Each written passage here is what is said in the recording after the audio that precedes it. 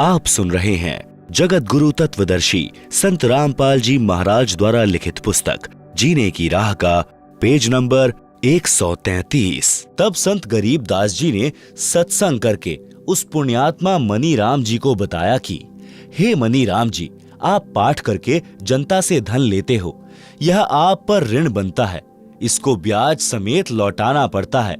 आपको यथार्थ आध्यात्मिक ज्ञान नहीं है, आप कथा पाठ तथा सत्संग करने के अधिकारी भी नहीं हो। आपने लोगों को आकर्षित करने के लिए गले में कंठी यानी एक तुलसी के मनके को डोरे में डालकर गले में डालते हैं, जो वैष्णव पंथ की पहचान होती है, डाल रखी है। एक माला 108 रुद्राक्ष के मणकों की डाल रखी है, जो मंत्र जाप के लिए होती हैं, जिसे संत जन सुमरनी कहते हैं। मस्तिष्क में तिलक लगा कर रखा है, पीले वस्त्र धारण कर रखे हैं।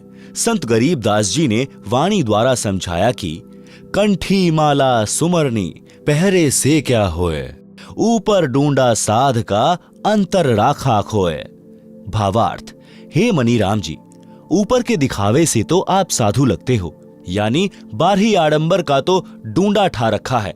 आपकी वेशभूषा को देखकर तो भक्त समाज कटकर मर जाए, परंतु अंदर गुण साधु के बिल्कुल नहीं। लालच के कारण अंतःकरण मलिन बना रखा है, साधुता खो रखी है, यानी संत भाव नहीं है।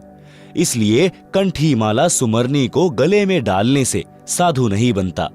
आत्म कल्याण के लिए पूर्ण संत से दीक्षा लेकर आजीवन मर्यादा में रहकर भक्ति करने से कल्याण होता है। आप पाठ करने के अधिकारी नहीं हो। अधिकारी बिना पाठ करना यजमान के साथ धोखा है।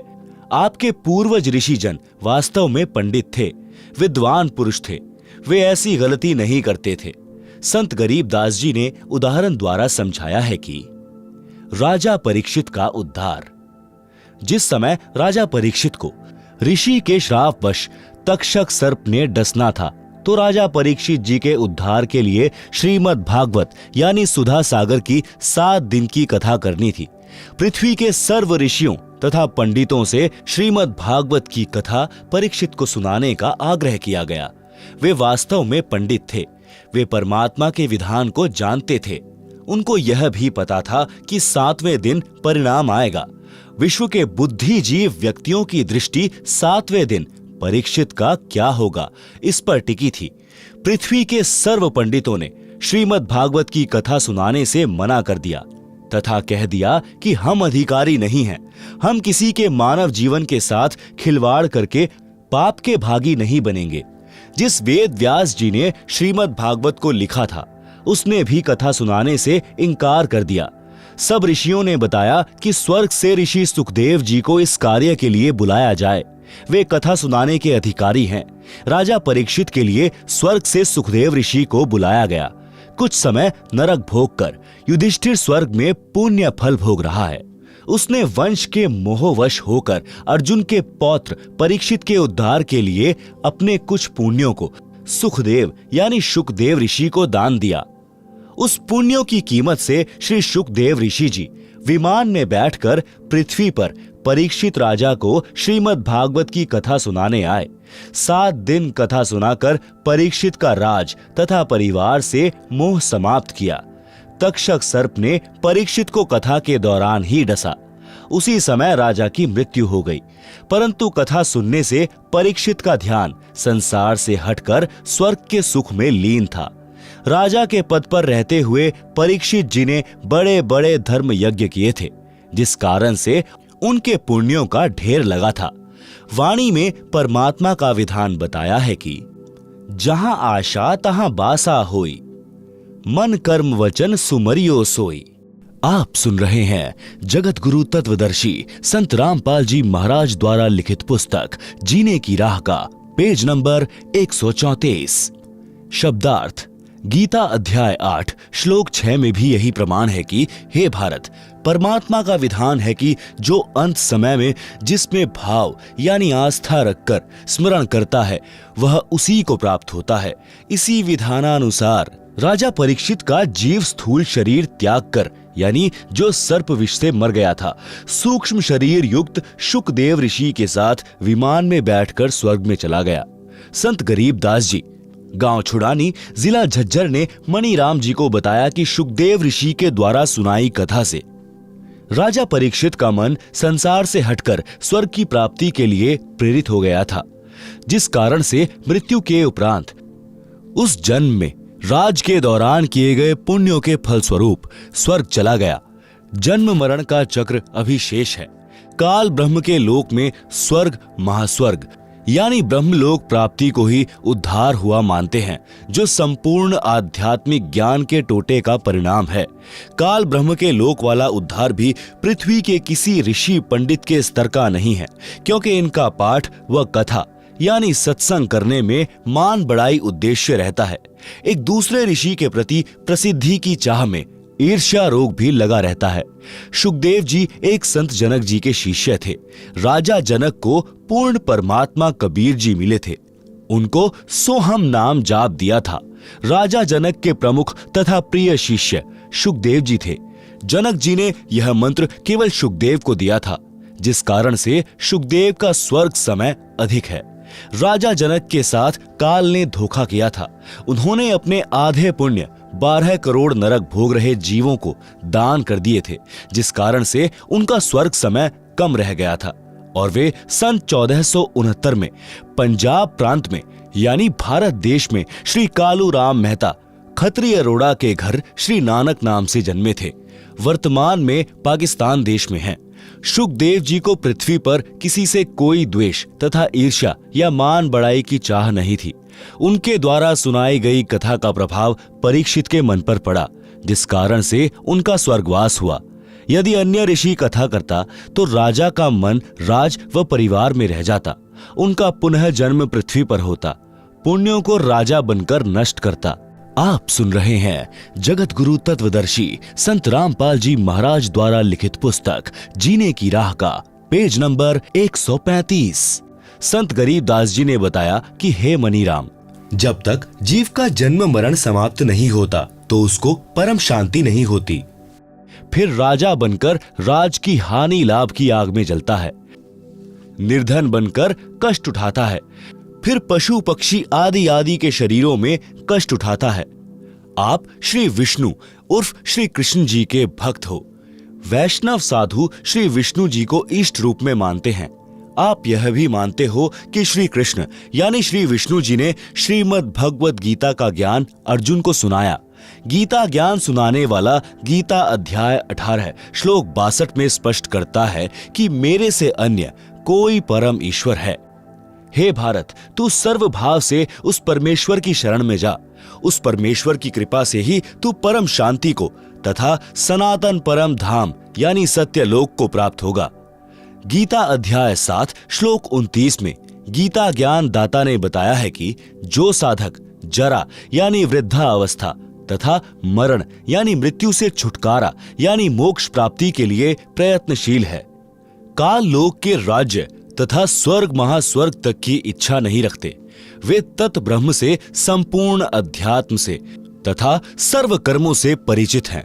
गीता अध्याय 8 श्लोक 1 में अर्जुन ने गीता ज्ञान देने वाले से प्रश्न किया कि जिस तत्व ब्रह्म के विषय में अध्याय 7 के श्लोक 29 में कहा है कि वह तत्व ब्रह्म क्या है, इसका उत्तर गीता ज्ञान दाता ने गीता अध्याय 8 के श्लोक 3 में दिया है। बताया है कि वह परम अक्षर ब्रह्म है। गीता अध्याय 8 के ही श्लोक 5 तथा 7 में गीता ज्ञान दाता ने अपनी भक्ति करने को कहा है, जिससे मेरी प्राप्ति होगी, और गीता के अध्याय 8 के श्लोक 8, 9, 10 में उस अपने से अन्य परम अक्षर ब्रह्म की भक्ति करने को कहा है, जिससे उसकी प्राप्ति होती है। गीता अध्याय 2 श्लोक 12, अध्याय 4 श्लोक 5, अध्याय 10 श्लोक 2 में गीता ज्ञान बोलने वाले ने बताया है कि हे अर्जुन, तेरे और मेरे बहुत जन्म हो चुके हैं, आगे भी होते रहेंगे। गीता अध्याय 2 श्लोक 17 में जो अविनाशी परमात्मा कहा है तथा अध्याय 15 श्लोक 16-17 में 3 पुरुष यानी प्रभु बताए हैं। श्लोक 16 में शर पुरुष तथा अक्षर पुरुष का वर्णन है, दोनों नाशवान बताए हैं। फिर अध्याय 15 श्लोक 17 में अविनाशी परम अक्षर ब्रह्म की जानकारी बताई है। वह उत्तम पुरुष यानी सर्वश्रेष्ठ परमात्मा कहा है, वही तीनों लोकों का पालन पोषण करता है, वास्तव में अविनाशी है। गीता अध्याय 15 श्लोक 4 में गीता ज्ञान देने वाले ने स्पष्ट किया है कि तत्वदर्शी संत मिलने के पश्चात परमेश्वर के उस परम पद की खोज करनी चाहिए, जहां जाने के पश्चात फिर लौटकर साधक संसार में कभी नहीं आते। उस परमात्मा की ही भक्ति करनी चाहिए जिससे संसार रूपी वृक्ष की प्रवृत्ति विस्तार को प्राप्त हुई है, यानी जिस परमात्मा ने विश्व की रचना की है। गीता का उल्लेख समाप्त। संत गरीबदास जी ने मणिराम को बताया कि परम अक्षर ब्रह्म यानी तत् ब्रह्म की भक्ति मेरे यानी संत गरीबदास जी के पास है। यदि आप जी को पूर्ण मोक्ष करवाना है तो दीक्षा लो और कल्याण करवा लो। मणिराम जी को गीता के सर्व श्लोक कंठस्थ थे, तुरंत समझ गए और दीक्षा लेकर पाखंड त्याग कर कल्याण करवाया। आप सुन रहे हैं जगत गुरु तत्वदर्शी संत रामपाल जी महाराज द्वारा लिखित पुस्तक जीने की राह का पेज नंबर 136। पंडित की परिभाषा। पंडित कहते हैं विद्वान को। मेरे पूज्य गुरुजी ब्राह्मण जाति में गांव बड़ा पैंतावास, तहसील चरखी, दादरी, जिला भिवानी, हरियाणा में जन्मे थे। वे अपने आप को कभी पंडित नहीं कहते थे। मेरे दादा गुरुजी यानी मेरे गुरुजी के गुरुजी गांव छावला, दिल्ली में नजफगढ़ के पास के जाट थे। वे छोटी आयु में ही संत गंगेश्वरानंद जी के सत्संग से प्रभावित होकर उनके साथ हरिद्वार चले गए थे। संत गंगेश्वरानंद जी ने उनको काशी विद्यापीठ में पढ़ने के लिए छोड़ा। वे तीक्ष्ण बुद्धि के धनी थे। 4 विषयों में आचार्य की डिग्री प्राप्त की, जिस कारण से जाट होते हुए भी पंडित चिदानंद जी के नाम से पुकारे जाते थे। गांव गोपालपुर, तहसील खरखोदा, जिला सोनीपत, प्रांत हरियाणा में उनका आश्रम है। उस बोर्ड पर लगा है पंडित चिदानंद जी। गरीबदासी आश्रम, गोपालपुर। उनका नाम चिदानंद जी था। कोई ब्राह्मण भाई दुख ना माने, इसलिए पंडित की परिभाषा बताना अनिवार्य था, सो बताई है। सुदामा जी पंडित थे। सुदामा जी ब्राह्मण कुल में जन्मे थे। निर्धनता चरम पर थी। कई बार बच्चे भी भूखे सो जाते थे। सुदामा जी की धर्मपत्नी को पता था कि द्वारिका के राजा श्री कृष्ण जी के साथ सुदामा जी की अच्छी मित्रता रही है। पत्नी ने बहुत बार कहा कि आप अपने राजा मित्र कृष्ण से कुछ धन मांग लाओ। सुदामा जी कहते थे कि पंडित का काम मांगना नहीं होता, परमात्मा के विधान को समझकर उसके अनुकूल जीवन यापन करना होता है। गरीबदास जी ने भी कहा है कि नट पेरना कांजर सांसी, मांगत है भटियारे, जिनकी भक्ति में लौ लागी, वो मोती देत उधारे। जो मांगे सो भड़ुआ कहिए, दर दर फिरे अज्ञानी, जोगी जोग संपूर्ण जाका, मांग न पीवे पानी। शब्दार्थ। नट, ये लोग जनता में कुछ खेल दिखाते थे, जैसे लंबे बांस को बिना पृथ्वी में गाड़े उसके ऊपर चढ़ना, जो अनोखा व कठिन कार्य होता था। उस खेल के समापन पर कटोरा लेकर तमाशा यानी खेल देखने के लिए उपस्थित भीड़ से रुपए पैसे मांगते थे। इसी प्रकार अन्य जाति के व्यक्ति कंजर, सांसी, भटियारे अपनी कला दिखाकर रुपए या कनक यानी गेहूं, बाजरा, चना मांगते थे। यदि योगी यानी साधक भी ऐसी सिद्धियों का प्रदर्शन करके रुपए व कणक इकट्ठे करता है तो उसकी सत्य साधना नहीं है। यदि सत्य साधक होता, शिष्यों को आशीर्वाद रूपी मोती देकर धनी बनाता है, जो साधक के भाग्य से अलग अपनी ओर से उधार रूप में होता है। यदि संत दर दर पर जाकर मांगता फिरता है तो वह ज्ञानी है, उसके पास शास्त्र अनुसार साधना नहीं, वह संत नहीं भड़वा है। भड़वा का अर्थ यहाँ पर बेशर्म है। जोगी यानी साधक की भक्ति संपूर्ण उसकी मानी जाती है जो किसी से कुछ नहीं मांगे। उसके उदाहरण में कहा है कि वह साधक और वस्तु तो छोड़ो, पानी भी मांग कर नहीं पीता। परंतु पत्नी के बार बार आग्रह करने पर विप्र सुदामा जी अपने मित्र श्री कृष्ण जी के पास चले गए। श्री कृष्ण जी ने उनका विशेष सत्कार किया।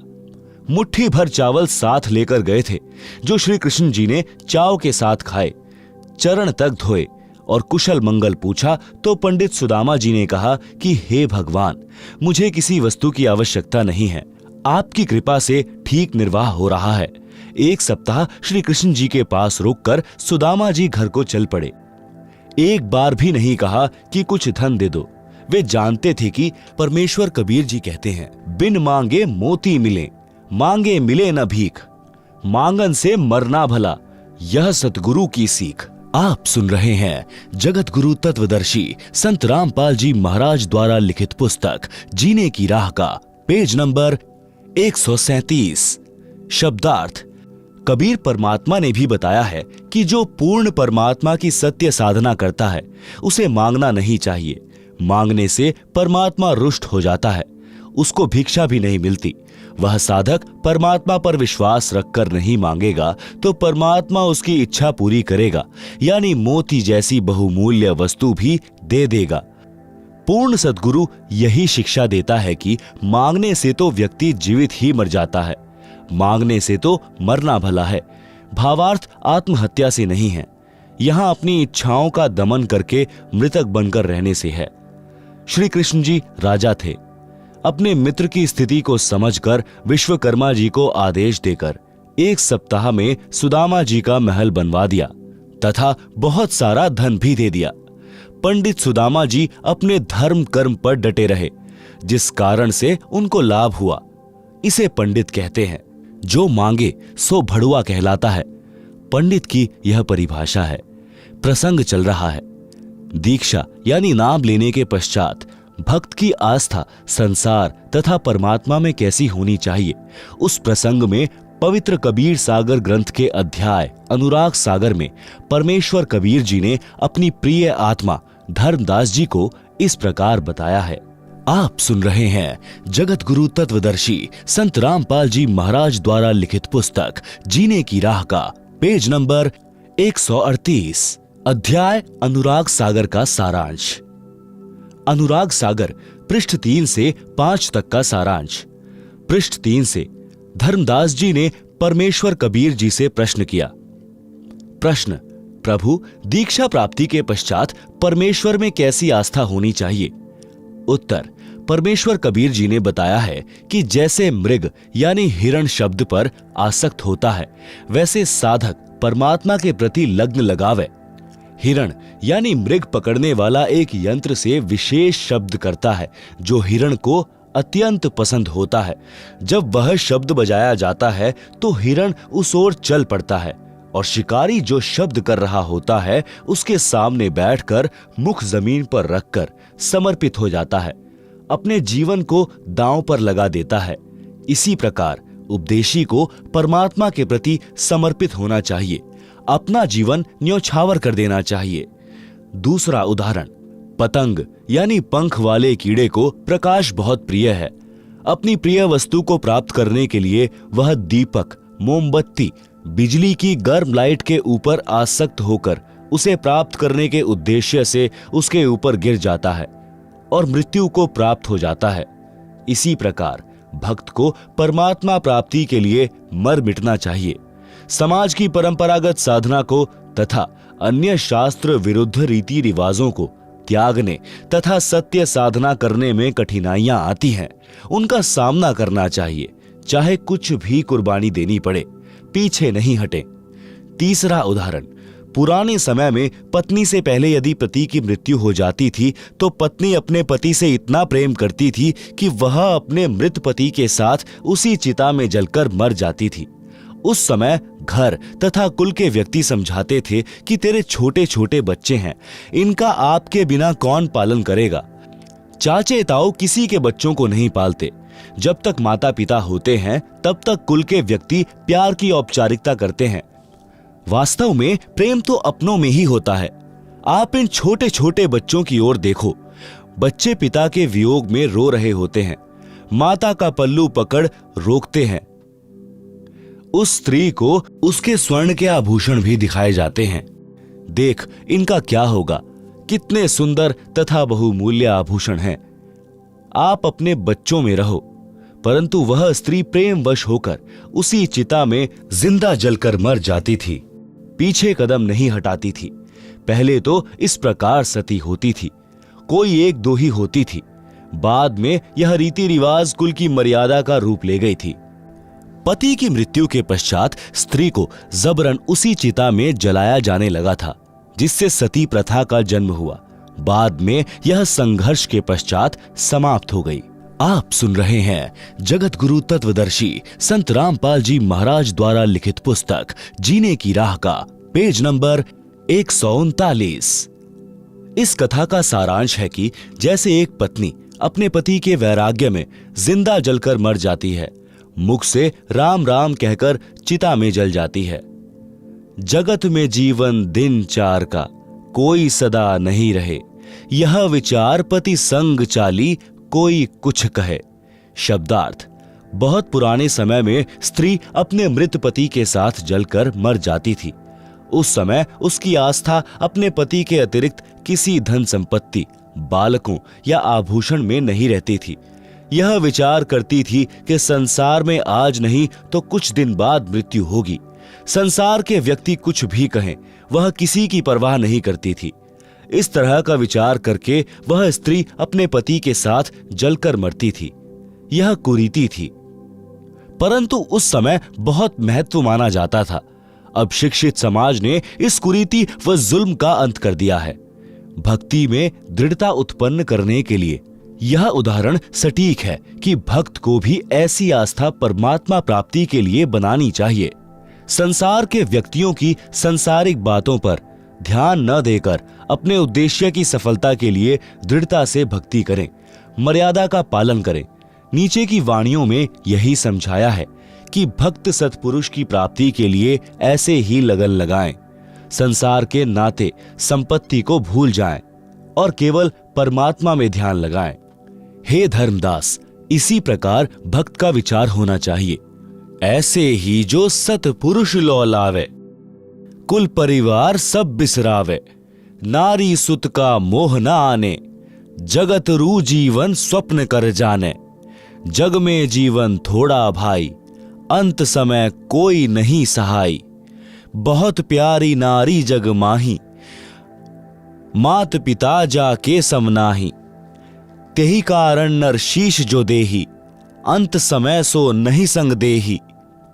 चाहे कोई जले पति के संगा, फिर दोनों बने कीट पतंगा।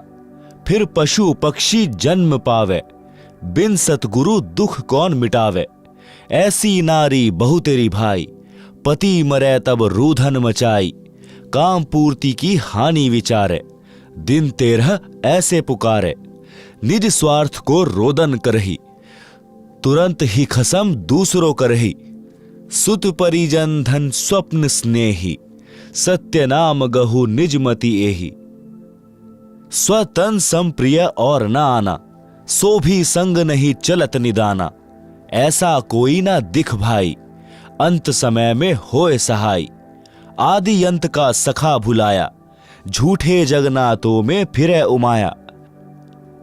अंत समय जमदूत गला दबावे, ता समय कहो कौन छुड़ावे। सतगुरु है एक छुड़ावन हारा, निश्चय कर मानहु कहा हमारा। काल को जीत हंस ले जाही, अविचल देश जहां पुरुष रहा ही। जहां जाए सुख होए अपारा, बहुर न आवे इस संसारा। ऐसा दृढ़ मता कराही, जैसे सूरा लेत लड़ाई। टूक टूक हो मरे रण के माही, पूठा कदम कबहु हटावे नाही। जैसे सती पति संग जरही, ऐसा दृढ़ निश्चय जो करही। साहेब मिले जग कीर्ति होई, विश्वास कर देखो कोई। हम है राह बतावन हारा, माने बचन भव उतरे पारा। छल कपट हम नहीं कराही, निस्वार्थ परमार्थ करें भाई। जीव एक जो शरण पुरुष की जावे, प्रचारक को घना पुण्य पावे। कोटि धेनु जो कटत बचाई, एता धर्म मिले प्रचारक ताही। लावे गुरु शरण दीक्षा दिलावे, आपा ना थापे सब कुछ गुरु को बतावे।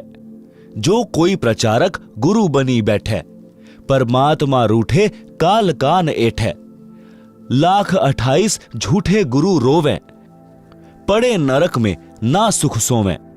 अब कहे हैं भूल भई भारी, हे सतगुरु सुध लेवो हमारी।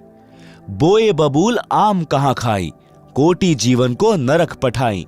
ऐसी गलती ना करहूं सुजाना, सत्य वचन मानो प्रमाना।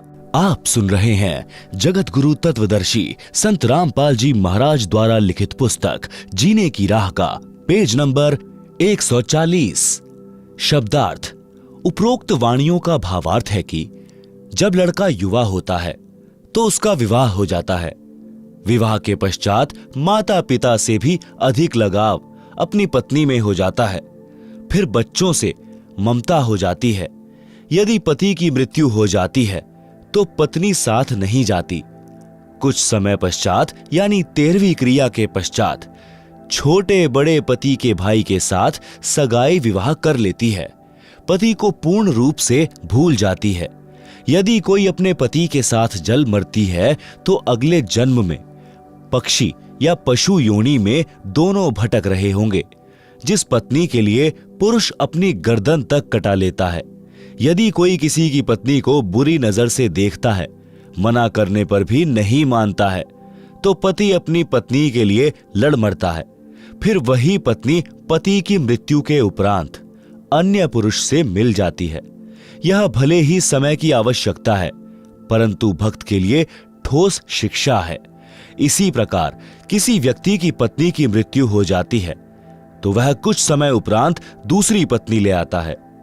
पत्नी अपने पति के लिए अपना घर, भाई बहन, माता पिता त्याग कर चली आती है, परंतु पत्नी की मृत्यु के उपरांत स्वार्थ के कारण रोता है। परंतु जब अन्य व्यक्ति विवाह के लिए कहते हैं तो सब भूलकर तैयार हो जाता है। भावार्थ है कि सब स्वार्थ का नाता है। इसलिए सत्य भक्ति करके उस सत्य लोक में चलो जहां पर जरा यानी वृद्धावस्था तथा मरण यानी मृत्यु नहीं है। आगे चेतावनी दी है कि हे भक्त, अपने शरीर के समान इंसान को कुछ भी प्रिय नहीं होता। अपने शरीर की रक्षार्थ लाखों रुपए इलाज यानी ट्रीटमेंट में खर्च कर देता है, यह विचार करके कि यदि जीवन बचा तो मेहनत मजदूरी करके रुपए तो फिर बना लूंगा। यदि रुपए नहीं होते हैं तो संपत्ति को भी यही विचार करके बेच देता है और अपना शरीर बचाता है। परमेश्वर कबीर जी ने समझाया है कि हे धर्मदास, स्व तनु सम प्रिय और न आना, सो भी संग न चलत निदाना। आप सुन रहे हैं जगत गुरु तत्वदर्शी संत रामपाल जी महाराज द्वारा लिखित पुस्तक जीने की राह का पेज नंबर 141। शब्दार्थ। अपने शरीर के समान अन्य कुछ वस्तु प्रिय नहीं है। वह शरीर भी आपके साथ नहीं जाएगा। फिर अन्य कौन सी वस्तु को तू अपना मानकर भूले और भगवान भूले फिर रहे हो। सर्व संपत्ति तथा परिजन एक स्वप्न जैसा साथ है। कबीर परमेश्वर जी ने कहा है कि मेरी अपनी राय यह है कि पूर्ण संत से सत्य नाम यानी सत्य साधना का मंत्र लेकर अपने जीव का कल्याण कराओ, और जब तक आप स्वप्न यानी संसार में हैं तब तक स्वप्न देखते हुए पूर्ण संत की शरण में जाकर सच्चा नाम प्राप्त करके अपना मोक्ष कराओ। सर्व प्राणी जीवन रूपी रेलगाड़ी यानी ट्रेन में सफर कर रहे हैं। जिस डिब्बे यानी कंपार्टमेंट में बैठे हो वह आपका नगर है। जिस सीट पर बैठे हो वह आपका परिवार है। जिसकी यात्रा पूरी हो जाएगी वे अपने अपने स्टेशन पर उतर जाएंगे। यही दशा इस संसार की है। जैसे यात्रियों को मालूम होता है कि हम कुछ देर के साथी हैं, सभ्य व्यक्ति उस सफर में प्यार से रहते हैं, एक दूसरे का सहयोग करते हैं। इसी प्रकार हमने अपने स्वप्न वाले मानव जीवन के समय को व्यतीत करना है। स्वप्न टूटेगा यानी शरीर छूटेगा तो पता चलेगा यह क्या था। वह परिवार तथा संपत्ति कहाँ है जिसको संग्रह करने में अनमोल जीवन नष्ट कर दिया। संसार के अंदर परमात्मा के अतिरिक्त ऐसा कोई नहीं है जो मृत्यु के समय में यम के दूत कंठ को बंद करेंगे। उस समय आपकी सहायता करें। परमेश्वर उसी की मदद करता है जिसने पूर्ण संत से दीक्षा ले रखी होगी। परमेश्वर उस सतगुरु के रूप में उपदेशी की सहायता करता है। इसलिए सतगुरु जी की शरण में आने के पश्चात ज्ञानवान साधक परमेश्वर में ऐसी लग्न लगाएं जैसी मृग, पतंग, सती, शूरवीर लगाते हैं। अपने उद्देश्य से पीछे नहीं हटते। शूरवीर टुकड़े टुकड़े होकर पृथ्वी पर गिर जाना बेहतर मानते हैं, पीछे कदम नहीं हटाते।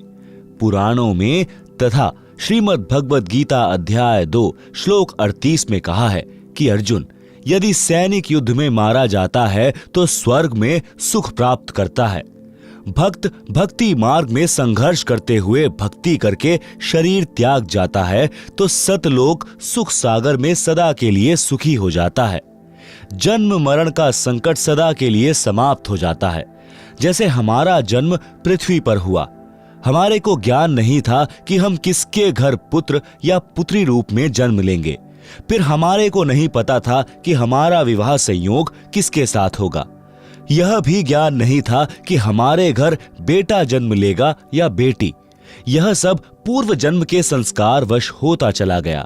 आपस में कितना प्यार तथा अपनापन बन गया। सदा साथ रहने की इच्छा रहती है, कोई ना मरे, यह कामना करते रहते हैं। इस काल ब्रह्म के लोक में कोई सदा नहीं रहेगा। एक एक करके पहले पीछे सब मरते जाएंगे। सारे जीवन में जो संपत्ति इकट्ठी की थी वह यही रह जाएगी। जीव खाली हाथ जाएगा। परंतु जो पूर्ण संत के सच्चे नाम की दीक्षा लेकर साधना करेगा वह सत्य लोक चला जाएगा। वहां पर ऐसे ही जन्म होगा जैसे पृथ्वी पर होता है। उसी प्रकार परिवार बनता चला जाएगा। वहां पर कोई कर्म नहीं करना पड़ता। सर्व खाद्य पदार्थ प्रचुर मात्रा में सत्यलोक में है। सदाबहार पेड़ पौधे, फुलवाड़ी, मेवा यानी काजू, किशमिश, मनुखा, दाख आदि दूधों के समुद्र यानी क्षीर समुद्र हैं। सतलोक में वृद्ध अवस्था नहीं है, मृत्यु भी नहीं है। इसको अक्षय मोक्ष कहते हैं, पूर्ण मुक्ति कहते हैं, जो गीता अध्याय 18 श्लोक 62 में तथा अध्याय 15 श्लोक 4 में कहा है। तथा जिस सिद्धि मोक्ष शक्ति को नैष्कर्म्य सिद्धि कहा है, जिसका वर्णन गीता अध्याय 3 श्लोक 4, अध्याय 18 श्लोक 49 से 62 में है। इस काल ब्रह्म यानी ज्योति निरंजन के 21 ब्रह्मांडों के क्षेत्र में सर्व प्राणी कर्म करके ही आहार प्राप्ति करते हैं। सत्यलोक में ऐसा नहीं है। वहां बिना कर्म किए सर्व सुख पदार्थ प्राप्त होते हैं। जैसे बाग में फलों से लदबद वृक्ष तथा बेल होते हैं, फल तोड़ो और खाओ। सर्व प्रकार का अनाज भी ऐसे ही उगा रहता है। सदा बहार हैं, जो इच्छा है बनाओ और खाओ। वहां पर खाना बनाना नहीं पड़ता। भोजनालय में रखो जो खाना चाहते हो, अपने आप तैयार हो जाता है। यह सब परमेश्वर की शक्ति से होता है। उस सतलोक यानी शाश्वत स्थान को प्राप्त करने के लिए आप जी को सती तथा शूरमा की तरह कुर्बान होना पड़ेगा। भावार्थ है कि अपने उद्देश्य यानी पूर्ण मोक्ष प्राप्ति के लक्ष्य को प्राप्त करने के लिए संसार के सर्व लोभ लाभ त्यागने पड़े तो विचारने की आवश्यकता नहीं है। तुरंत छोड़ो और अपने स्मरण ध्यान में मगन रहो।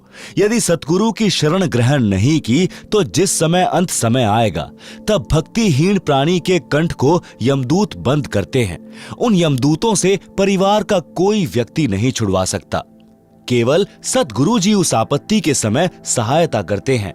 इसलिए परमेश्वर कबीर जी ने कहा है कि अंत समय जमदूत गला दबावे, ता समय कहो कौन छुड़ावे। सतगुरु एक छुड़ावन हारा, निश्चय कर मानहु कहा हमारा।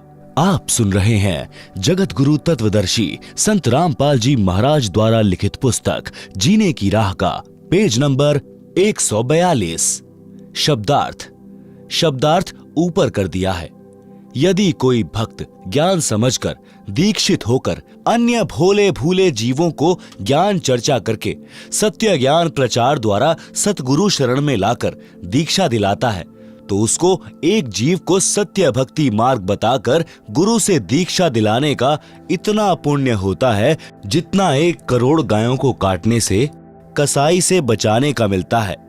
एक मानव जीवन इतना बहुमूल्य तथा इतने पुण्यों से प्राप्त होता है। यदि कोई मूर्ख प्रचारक मान बढ़ाई के वश होकर स्वयं दीक्षा देता है, स्वयं गुरु बन बैठता है, तो वह महाअपराधी होता है।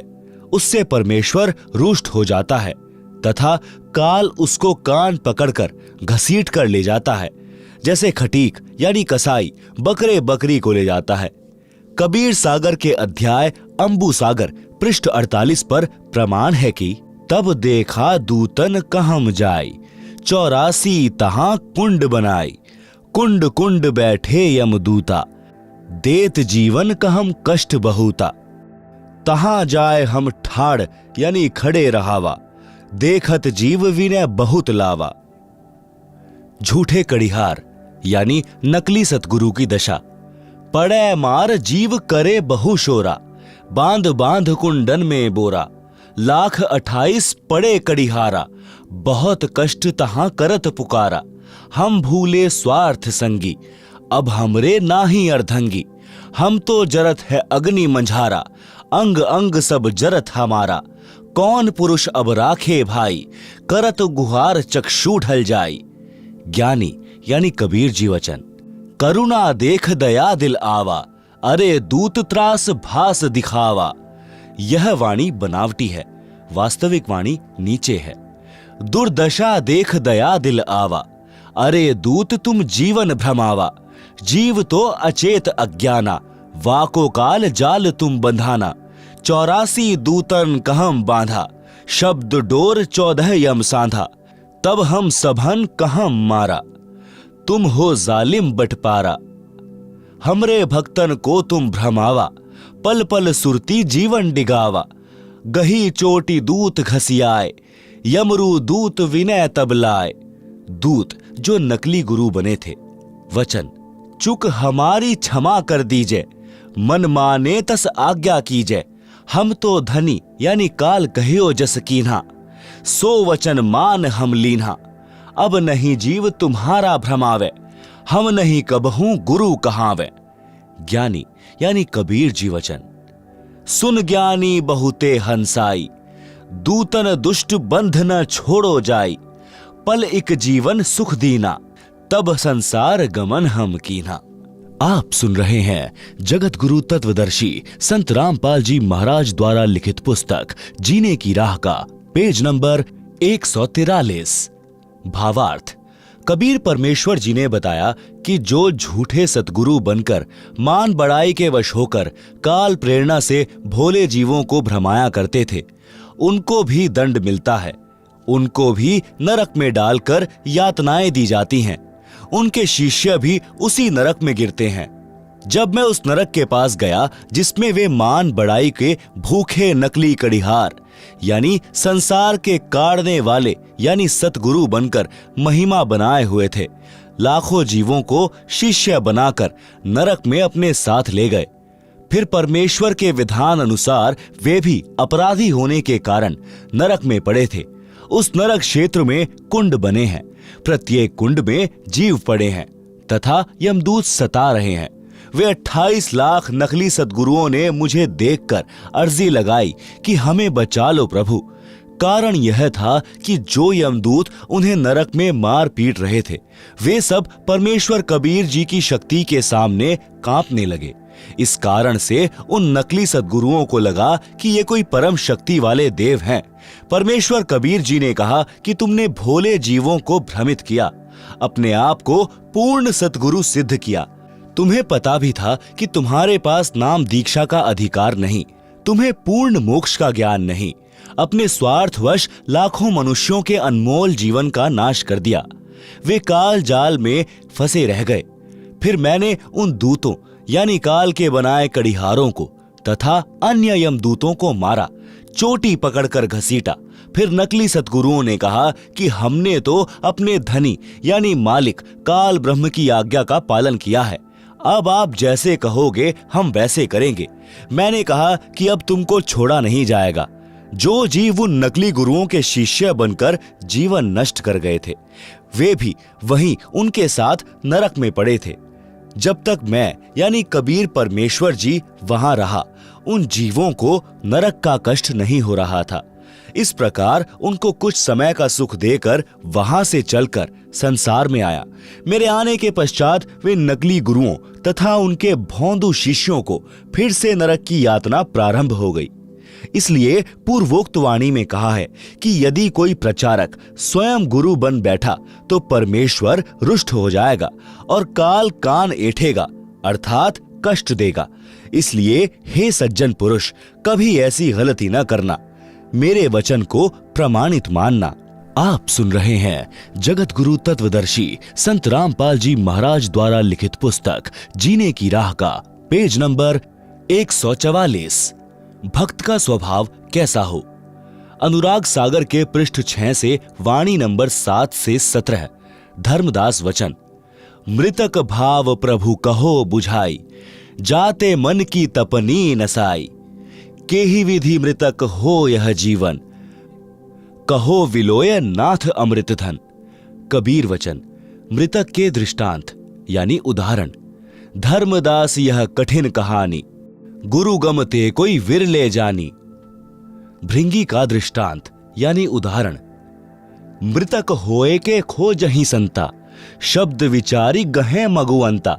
जैसे भृंग कीट के पासा, कीट गहो भृंग शब्द की आशा। शब्द घात करते ही मह डारे, भृंगी शब्द कीट जो धारे। तब ले गो भृंगी निज गेहा, स्वाति देह कीन्हो समदेहा।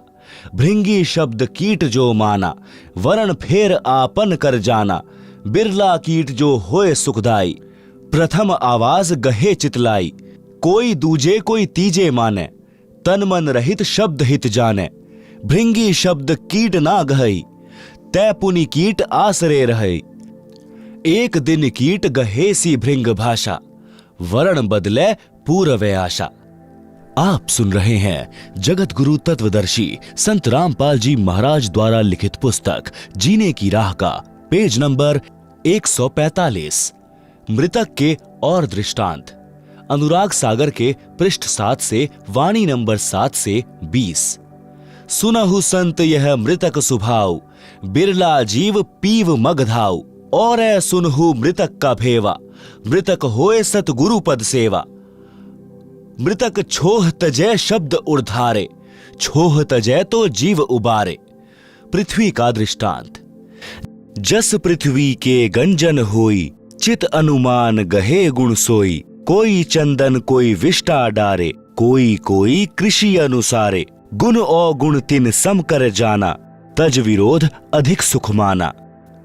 उख का दृष्टांत। औरों मृतक भाव सुनि लेहु, निरखी परखी गुरु मगु पगु देहु। जैसे ईख किसान उगावे, रति रति कर देह कटावे। कोल्हू महम पुनि ताही पिरावे, पुनि कडाह में खूब उठावे। निज तनु दाहे गुड़ तब होई, बहुरी ताव दे खांड विलोई।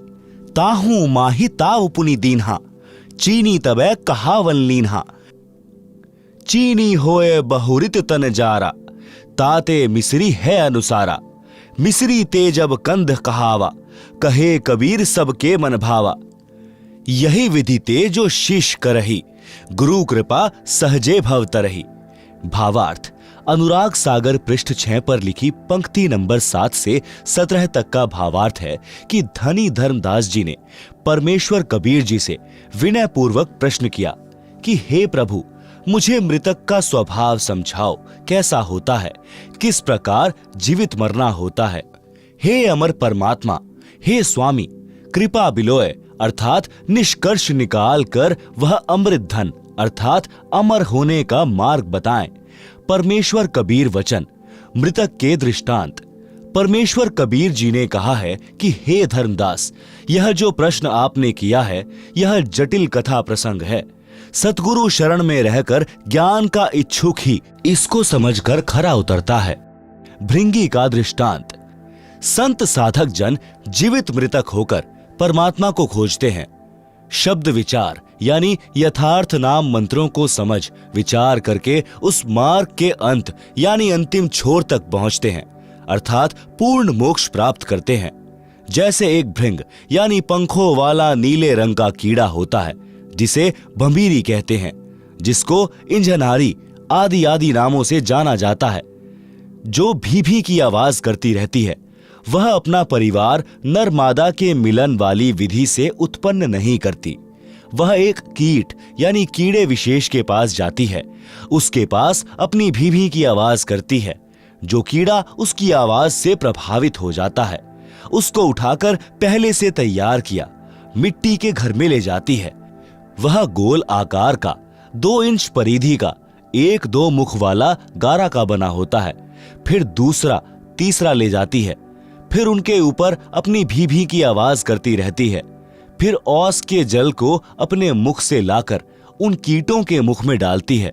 उस भंभीरी यानी भृंग की बार बार आवाज को सुनकर वह कीट उसी रंग का हो जाता है तथा उसकी तरह पंख निकल आते हैं। वह आवाज भी उसी की तरह भी करने लगता है, भंभीरी ही बन जाती है। इसी प्रकार पूर्ण संत अपने ज्ञान को भंभीरी की तरह बार बार बोलकर सामान्य व्यक्ति को भी भक्त बना लेता है। फिर वह भक्त भी सद्गुरु से सुने ज्ञान को अन्य व्यक्तियों को सुनाने लगता है। संसार की रीति रिवाजों को त्याग देने से अन्य व्यक्ति कहते हैं कि इसका रंग ढंग बदल गया है, यह तो भक्त बन गया है। जैसे भृंग यानी भंभीरी कीटों को अपनी आवाज सुनाती है तो कोई शीघ्र सक्रिय हो जाता है, कोई दूसरी कोई तीसरी बार कोशिश करने से मानता है। इसी प्रकार जब सतगुरु कुछ व्यक्तियों को अपना सत्संग रह रहकर सुनाते हैं तो कोई अच्छे संस्कार वाला तो शीघ्र मान जाता है, कोई 1-2 बार फिर सत्संग सुनकर मार्ग ग्रहण कर लेता है, दीक्षा ले लेता है। कुछ कीट ऐसे होते हैं, कई दिनों के पश्चात अपना स्वभाव बदलते हैं। यदि वह कीट भृंगी नहीं बना है और उस भृंग कीट की शरण में रह रहा है तो अवश्य एक दिन परिवर्तन होगा। परमेश्वर कबीर जी ने कहा कि हे धर्मदास, यदि शिष्य इसी प्रकार गुरुजी के विचारों को सुनता रहेगा तो उस भृंग कीट की तरह प्रभावित होकर संसारिक भाव बदलकर भक्त बनकर हंस दशा को प्राप्त होगा। आप सुन रहे हैं जगत गुरु तत्वदर्शी संत रामपाल जी महाराज द्वारा लिखित पुस्तक जीने की राह का पेज नंबर 146, पृष्ठ 7 से पंक्ति 7 के 20 तक का भावार्थ। कबीर जी ने कहा कि हे संतों, सुनो ये मृतक का स्वभाव। इस प्रकार कोई बिरला जीव ही अनुसरण करता है। वह पीव यानी परमात्मा को प्राप्ति करने का मग यानी मार्ग प्राप्त करता है। उपरोक्त यानी भृंग वाले उदाहरण के अतिरिक्त और सुनो मृतक का भाव, जिससे मृतक यानी जीवित मृतक होकर सतगुरु के पद यानी पद्धति के अनुसार साधना करता है। पृथ्वी का उदाहरण, जैसे पृथ्वी में सहनशीलता होती है, इसी प्रकार पृथ्वी वाले गुण को जो ग्रहण करेगा वह जीवित मृतक है और वही सफल होता है। पृथ्वी के ऊपर कोई बिष्टा यानी टट्टी करता है, डालता है, कोई खेती करता है तो चीर फाड़ करता है, कोई धरती पूजन करता है। पृथ्वी गुण अवगुण नहीं देखती, जिसकी जैसी भावना है वह वैसा ही करता है। यह विचार करके धरती विरोध न करके सुखी रहती है।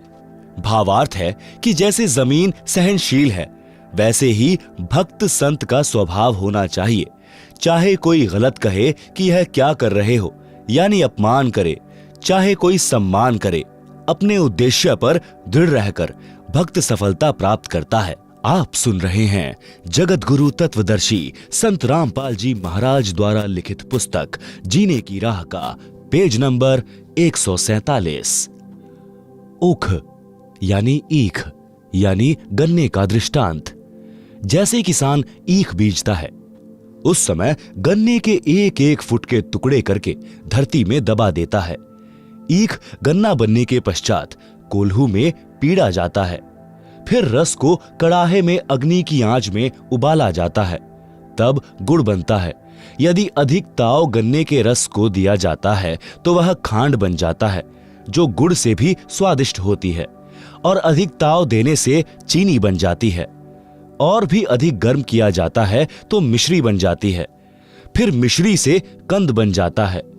परमेश्वर कबीर जी ने कहा है कि हे धर्मदास, इस प्रकार यदि शिष्य भक्ति मार्ग में कठिनाइयां सहन करता है तो उतना ही परमात्मा का प्रिय बहुमूल्य होता चला जाता है। 132 अनुराग सागर। मृतक भाव कौन धारण कर सकता है? मृतक भाव है कठिन धर्मानी, लहे विरल शूर हो, कादर सुनते ही तन मंद है, पाछे ना चितवत कूर हो। ऐसे शिष्य आप सम्हारे, नाव सही गुरु ज्ञान को, लहे भेदी भेद निश्चय, जाए दीप अमान को। मृतक ही साधु होता है। सोरठा मृतक हो सो साधु, सो सतगुरु को पावई, मेटे सकल उपाध, तासु देव आशा करें। साधु किसे कहते हैं? साधु मार्ग कठिन धर्मदासा, रहनी रहे सो साधु सुबासा। पांचों इंद्री सम करी राखे, नाम अमीरस निश दिन चाखे। चक्षु वृषीकरण। प्रथम ही चक्षु इंद्री कह साधे, गुरुगम पंथ नाम अवराधे। सुंदर रूप चक्षु की पूजा, रूप को रूप न भावे दूजा। रूप को रूप ही सम कर जाने, दरस विदेह सदा सुख माने। श्रवण वशीकरण। इंद्री श्रवण वचन शुभ चाहे, उत्कट वचन सुनत चित दाहे। बोल कुबोल दो सह लेख है, हृदय शुद्ध गुरु ज्ञान विषेक है। नासिका वशीकरण। नासिका इंद्री बास अधीना, यही सम राखे संत प्रवीणा। जिह्वा वशीकरण। जिह्वा इंद्री चाहे स्वादा, खट्टा मीठा मधुर सवादा। सहज भाव में जो कुछ आवे, रूखा फीका नहीं विलगावे। जो कोई पंचामृत ले आवे, ताही देख नहीं हरप चढ़ावे। तजे न रूखा साग अलूना, अधिक प्रेम सो पावें दूना। 133 अनुराग सागर। शिरण वशीकरण। इंद्रिय दुष्ट महाअपराधी, कुटिल काम होई विरले साधी। कामिनी रूप काल की खानी, तजहु तासु संग हो गुरु ज्ञानी। काम वशीकरण। जब ही काम उमंग तन आवे, ताही समय जो आप जुगावे। शब्द विदेह सुरत ले राखे, गहिमन मौन नाम रस चाखे। जब निह तत्व में जाए समाई, तब ही काम रहे मुरझाई। काम दे लुटेरा है। काम पर बल अति भयंकर, महादारुण काल हो। सुर देव मुनिगण यक्ष गंधर्व, सब ही किन्ह विलास हो। सब ही लूटे विरल छूटे, गुण निज दृढ़ गहे। गुरु ज्ञान दीप समीप सतगुरु, भेद मार्ग तिल लहे। काम लुटेरे से बचने का उपाय। सोरठा दीपक ज्ञान प्रकाश, भवन उजेरा करी रहो। सतगुरु शब्द विलास, भाज चोर अंजोरा जब।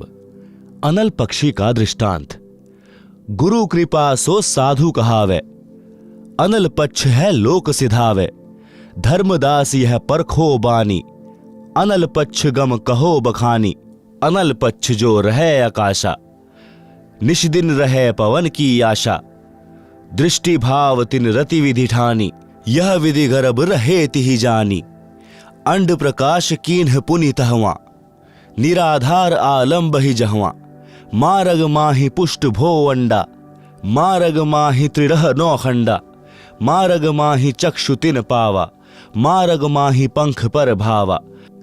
महिढिग आवा सुधी बही ताहि, इहां मोर आश्रम नहीं आहि। सुरति संहार चले पुनि तहवा, मात पिता को आश्रम जहवा। अनुराग सागर के पृष्ठ 8 तथा 9 का सारांश है कि साधक वही है जो अपनी सर्व इंद्रियों को संयम में रखता है। जैसा मिल जाए उसी में संतोष करे। रूप को देखकर उस पर आकर्षित नहीं होवे, कुरूप को देखकर घृणा ना करे। दोनों को दिव्य ज्ञान की नजरों से देखे कि ऊपर का चाम गोरा काला है। दोनों को दिव्य ज्ञान की नजरों से देखें कि ऊपर का चाम गोरा काला है। शरीर में हाड़ मांस सब एक जैसा है। इस प्रकार विवेक से भक्ति करें। यदि कोई सम्मान करता है, प्यार से बोलता है, तो खुशी महसूस न करें। यदि कोई कुबोल यानी कुवचन कहता है तो दुख ना माने, उनकी बुद्धि के स्तर को जानकर शांत रहें। यदि कोई अच्छा भोजन, खीर, खांड, हलवा पूरी खिलाता है तो उसी कारण उससे प्रभावित ना हो, उसको उसका कर्म का फल मिलेगा। यदि कोई रूखा सूखा भोजन खिलाए तो उसको अधिक भाव से, प्रेम से खाना चाहिए। काम वासना को महत्व न दें। वही भक्त वास्तव में परमेश्वर प्राप्ति कर सकता है। यदि काम वासना परेशान करे तो उसको भक्ति नाम स्मरण में लगाकर आनंद प्राप्त करें। उसी समय काम वासना मुरझा जाती है। काम वासना का नाश करने का तरीका परमेश्वर कबीर जी कहते हैं, पर नारी को देखिए बहन बेटी का भाव, कह कबीर काम नाश का यही सहज उपाय।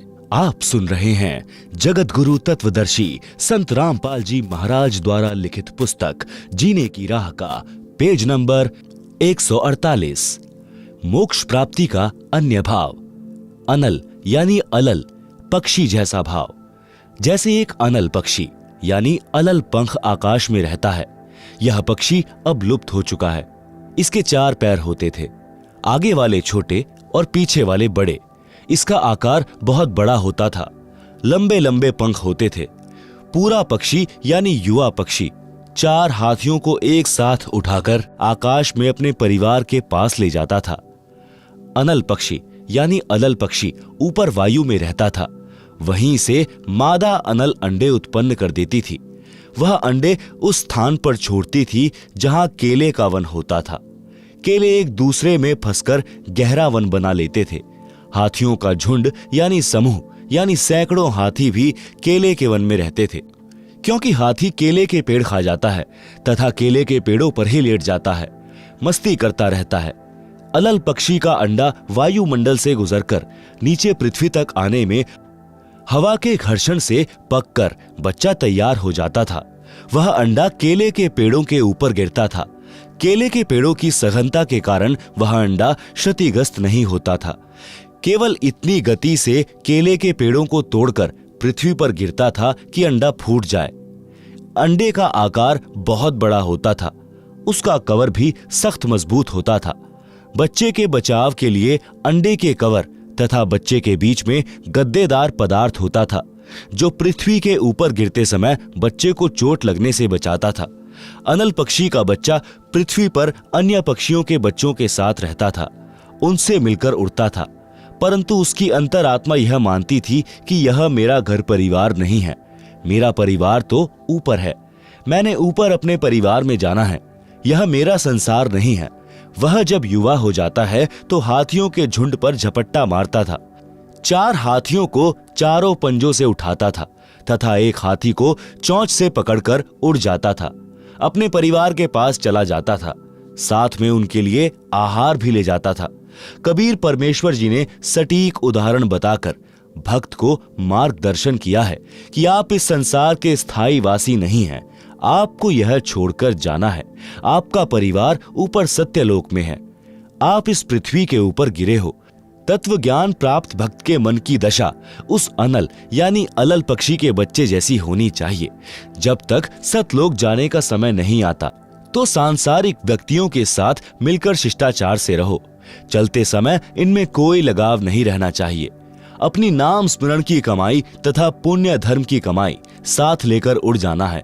अपने परिवार के पास अपने निज घर सतलोक में जाना है। आप सुन रहे हैं जगत गुरु तत्वदर्शी संत रामपाल जी महाराज द्वारा लिखित पुस्तक जीने की राह का पेज नंबर 149, अनुराग सागर के पृष्ठ 152 का सारांश। इस पृष्ठ पर परमेश्वर ने शरीर के अंदर का गुप्त भेद बताया है। इस मानव शरीर में 72 नाड़ियां हैं।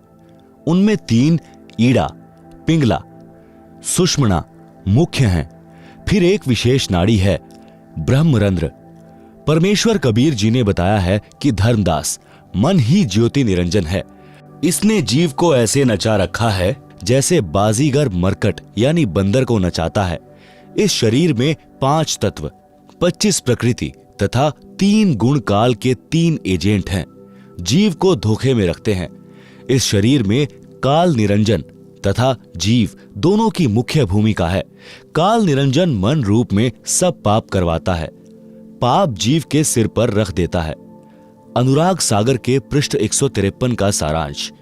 काल ने ऐसा धोखा कर रखा है कि जीव परमेश्वर को भूल गया है। मन कैसे पाप पुण्य करवाता है? मन ही काल कराल है। यह जीव को नचाता है। सुंदर स्त्री को देखकर उससे भोग विलास करने की उमंग मन में उठाता है। स्त्री भोग कर आनंद मन यानी काल निरंजन ने लिया, पाप जीव के सिर रख दिया। वर्तमान में सरकार ने सख्त कानून बना रखा है। यदि कोई पुरुष किसी स्त्री से बलात्कार करता है तो उसको 10 वर्ष की सजा होती है। यदि नाबालिग से बलात्कार करता है तो आजीवन कारागार की सजा होती है। आनंद तो 2 मिनट का मन की प्रेरणा से तथा दुख पहाड़ के समान। इसलिए पहले ही मन को ज्ञान की लगाम से रोकना हितकारी है। अनुराग सागर के पृष्ठ 154 का सारांश। पराये धन को देखकर मन उसे हड़पने की प्रेरणा करता है। चोरी कर जीव को दंड दिलाता है, पर निंदा पर धन हड़पना यह पाप है। काल इसी तरह जीव को कर्मों के बंधन में फंसाकर रखता है। संत से विरोध तथा गुरुद्रोह यह मन रूप से काल ही करवाता है, जो घोर अपराध है।